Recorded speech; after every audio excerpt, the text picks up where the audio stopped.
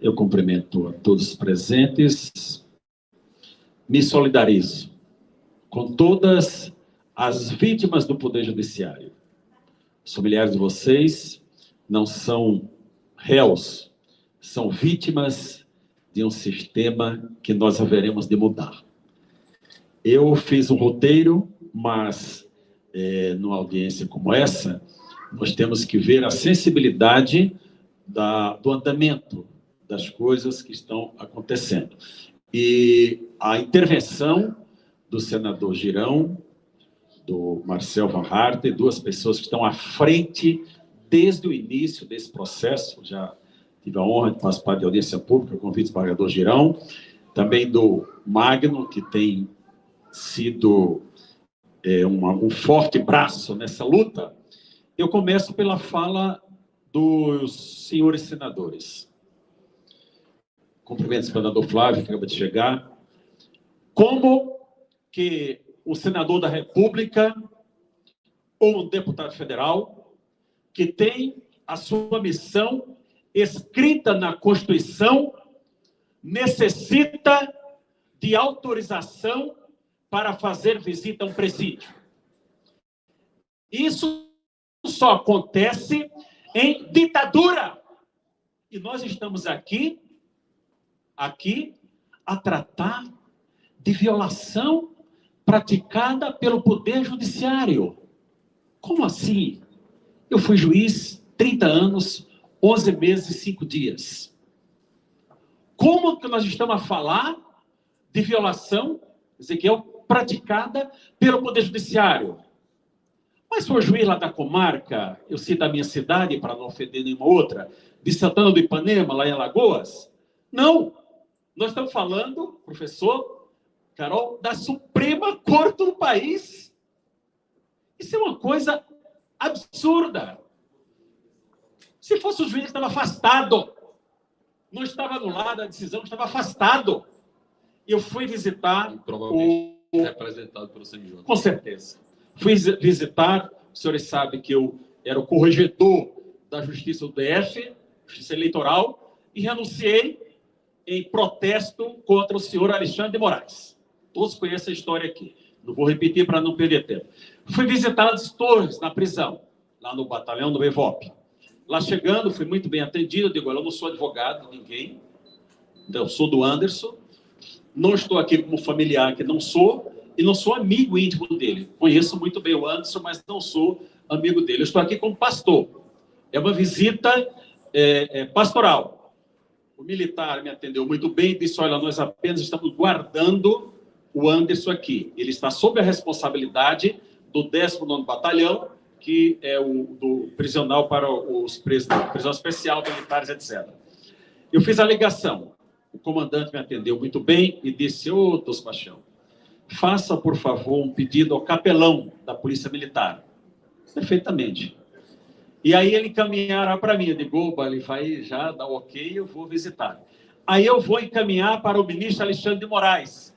Eu falei, a possibilidade é zero, porque eu não reconheço em Alexandre de Moraes autoridade ou competência para comandar este processo e comandar este inquérito. E Anderson Torre, não se iludam, só foi solto porque senadores o visitaram e saíram de lá informando que ele poderia cometer suicídio. Essa foi a razão. Os demais são colocados em prisões e retirados ao bel prazer de um ministro da Suprema Corte. E hoje não podemos dizer que é só o senhor Alexandre de Moraes.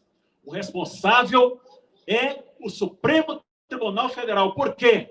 Porque referenda todas as decisões que ele profere.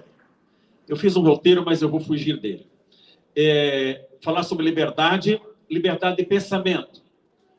A Constituição nos garante a liberdade de pensamento, vedado o anonimato. Vedado o anonimato. Mas, hoje, os senhores ministros falam a todo momento, tanto nas incontáveis entrevistas, intervenções fora do processo que eles fazem, como em suas decisões. A liberdade é até aqui. Onde a liberdade com limite, a liberdade e a responsabilização pelo excedimento do exercício daquela liberdade. E foi no exercício dessa liberdade que as pessoas se deslocaram para Brasília, que estiveram ali em frente do QG do Exército, de outras unidades do país, gritando SOS Forças Armadas. Por que não gritaram, naquela época, SOS, se me roubasse uma água eu ficaria muito agradecido, SOS Supremo Tribunal Federal, socorro bem presente na hora da tribulação. Não é? Não é? Por que não gritaram SOS Supremo Tribunal Federal?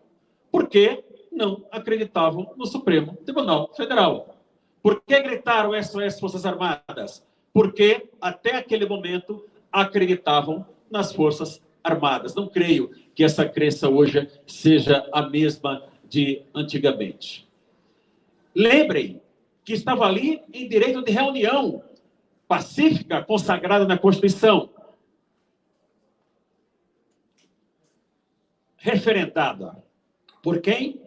Pelos senhores comandantes das Forças Armadas.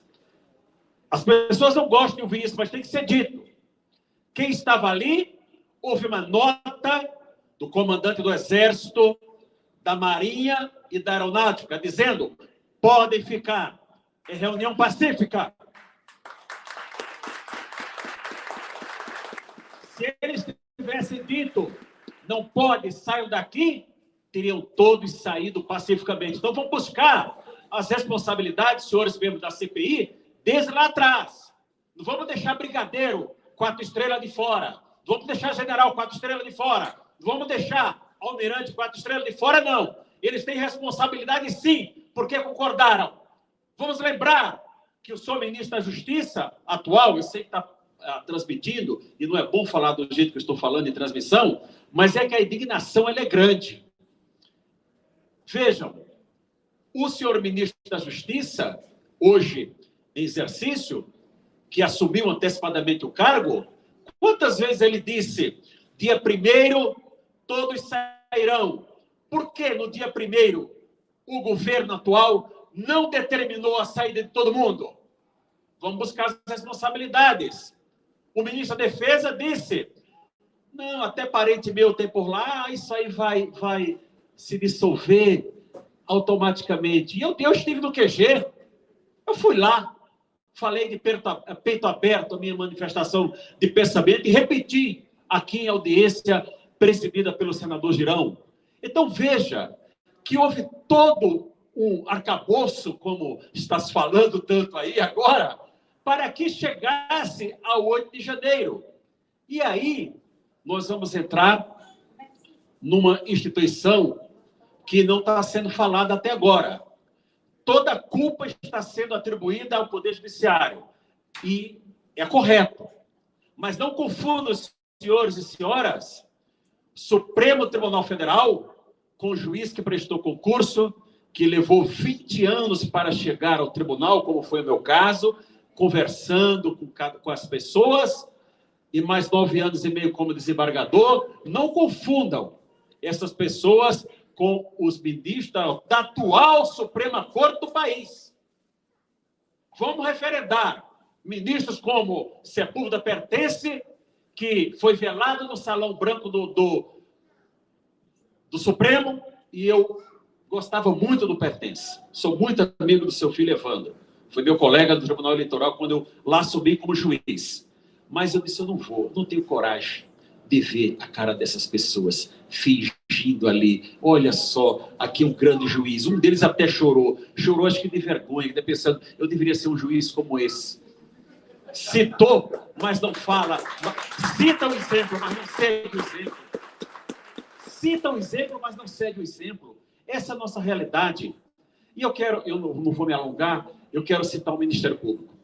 Nós sabemos, senhores procuradores da República, senhores procuradores gerais, que o Supremo Tribunal Federal tomou a missão de vocês, tomou as funções institucionais descritas na Constituição, e os senhores ficaram quietos. Os senhores não reagiram a essa usurpação de competência que foi tomada pelo Supremo Tribunal Federal. E quando chegou o 8 de janeiro e a todas as pessoas presas aqui, denominadas como terroristas, por quem? Em despacho do senhor ministro Alexandre de Moraes. Foi o primeiro a dizer, estou aqui com a decisão, que eram terroristas para que fossem autuados pela Lei 13.260, e a imprensa colocou o quê? Vamos colocar, é mais fácil dizer que eram baderneiros, os que destruíram aqui, ou que eram terroristas? O que dá mais ibope? Dizer que era terrorista. E isso foi falado por muito tempo, até que o Ministério Público apresentou as primeiras denúncias e disse, olha, aqui não tem terrorismo. Parabéns ao Ministério Público.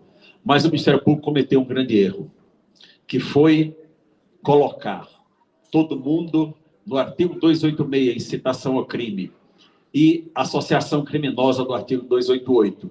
E com isso, mesmo as penas sendo inferiores a 4 anos, trouxe aquela jeitinho de dizer, olha, era uma estabilidade. Como é que é a estabilidade de alguém que tem 300, 200 pessoas no acampamento e aqui comparece 2.000 pessoas, 1.500 ou mais foram presas?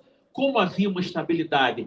Para não dizer, ofereça aos senhores o artigo 28 do Código de Processo Penal, que é o acordo de não persecução penal. Nenhum dos parentes dos senhores estariam hoje com tornozeleira eletrônica, não estariam presos com tornozeleira eletrônica, teriam feito um acordo, cumprido aquelas condições e liberados para, cumprindo aquelas condições, ter as suas penas eventuais extintas. Não fez. Então, nós vamos colocar esses 1.000 e pouco que estão soltos, presos com tornozeleira eletrônica,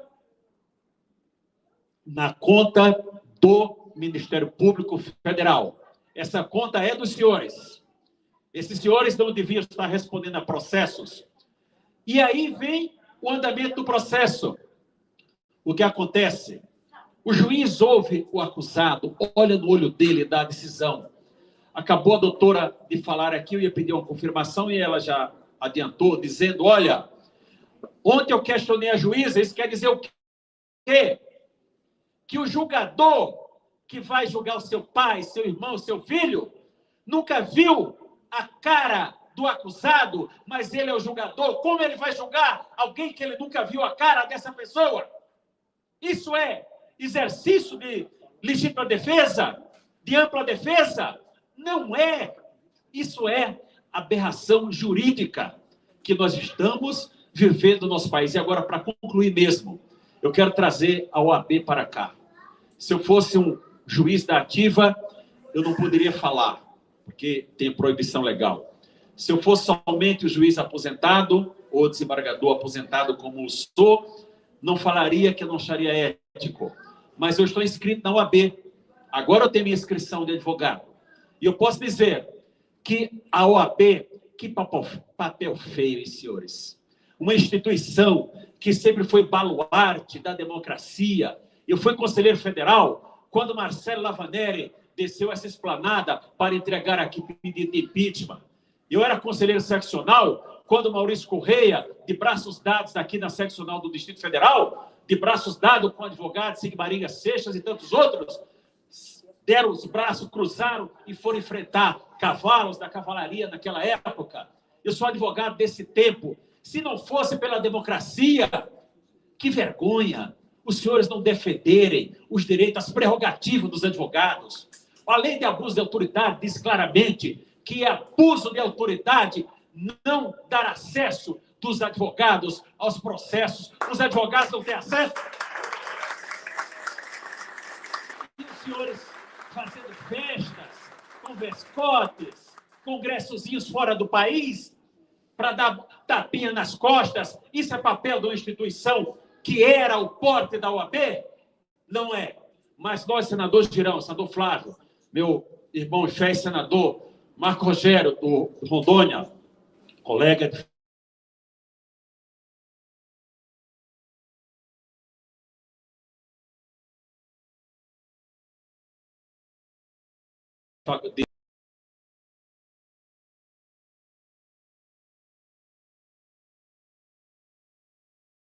Estado. Que esses serão os porta-vozes de todos nós, que nós não temos voz. Nossa voz é esta aqui. Eu tenho fé que nós vamos mudar esse país através dessas pessoas que estão sendo vitimadas.